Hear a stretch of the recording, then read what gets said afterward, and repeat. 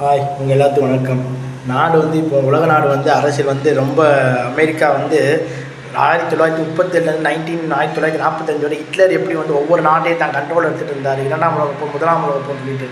அது மாதிரி இப்போ ஆனால் டொனால்ட் ட்ரம்ப், அமெரிக்காவோட அதிபராக இருக்கக்கூடிய டொனால்ட் ட்ரம்ப் என்ன பண்ணுறாரு பார்த்தோன்னா, இப்போ வெனிசுலா வந்து தான் கண்ட்ரோல் எடுத்துட்டார். வெனிசுலாவில் வந்து மக்கள் தெரியல போராட்டத்துக்கு இது பண்ணுறாங்க. வெனிசுலா நாட்டு அதிபர் மதுரா அவர் கைது பண்ணி அவர் கண்ட்ரோல் இருக்கார்.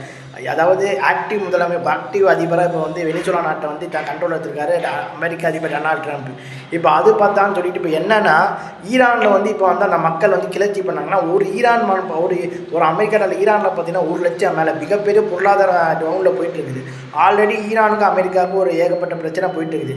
இந்த லட்சணத்தில் வந்து ஈரான மக்களே வந்து ஈரானுக்கு ஆகாத நம்ம தமிழ்நாட்டில் கதை மாதிரி தான். இப்போ பிஜேபியில் பார்த்தா அதிமுகவில் எடப்பாடி ஓபிஎஸ்க்கும் பிரச்சனை வந்தப்போ ஓபிஎஸ் தான் கண்ட்ரோல் எடுத்துக்கிட்டு கட்சியை வந்து அதிமுகலையும் 2ஆக உடைக்க பார்த்தாங்க. அது மாதிரி தனக்கு சாதகமான ஓபிஎஸ்ஸையும் எடப்பாடியும் பாஜகவோட ஆதரவாக மாட்டிக்கிட்டாங்க. ஸோ அது மாதிரி அமெரிக்கா என்ன பண்ணால், ஈரானில் வந்து அந்த நாட்டு அதிபருடைய மத குரூப்பேஜ்னு எல்லாமே கேட்பாங்க. ஸோ அவரை வந்து அவருக்கு ஆகாதவங்களை தான் கண்ட்ரோல் எடுத்துகிட்டு வந்து அவங்களுக்கு எதிராக கிளர்ச்சி பண்ண அமெரிக்கா அவங்களுக்கு ஃபண்டு பண்ணி ஈரானை வந்து இப்போ தான் கண்ட்ரோல் எடுக்கிறதுக்கான வேலையில் வந்து அமெரிக்கா வந்து ஈடுபட்டு இருக்குது. இப்போ இதுதான் வந்து இப்போ உலகம் முழுக்க டாப்னு போயிட்டு இருக்குது. ஸோ அமெரிக்க அதிபர் டொனால்ட் ட்ரம்ப் ஹிட்லர் வந்து நாஜி படை மாதிரி நடந்து கொள்கிறாருன்னு சொல்லிக்கிட்டு ஒரு பேச்சு இப்போ உலக நாடு பத்திரிகைலாம் இப்போ எழுதிட்டு இருக்காங்க. ஈராக் வந்து படை எடுத்தாங்க, அணு ஆயுதம் வச்சுருக்கான்னு சொல்லிக்கிட்டு. ஆனால் சதாம் ஹுசேன் எந்த அணு ஆயுதம் வைக்கல, ஆனால் கடையில் தூக்கிலிடப்பட்டார்.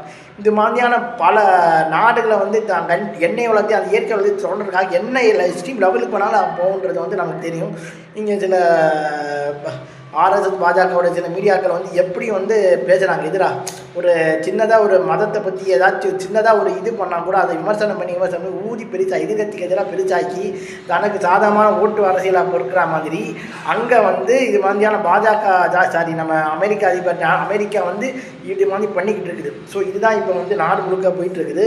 ஸோ உலக நாடுகள்லாம் வந்து இது கண்டனம் சொல்லிக்கிட்டு இருக்கிறாங்க அமெரிக்காவோட செயலுக்கு. ஐநாவும் கண்டனம் சொல்லியிருக்குது. இன்னும் என்னென்ன ஆட்டத்தை வந்து டொனால்ட் ட்ரம்ப் செய்ய போகிறான்னு நம்ம பொறுமையாக வந்து பார்த்துறாங்கன்னு சொல்லி என் வீடியோ நான் முடிச்சுக்கிறேன். உங்கள் இடைப்பெறும் முத்துப்பிரகாஷ். பாய்.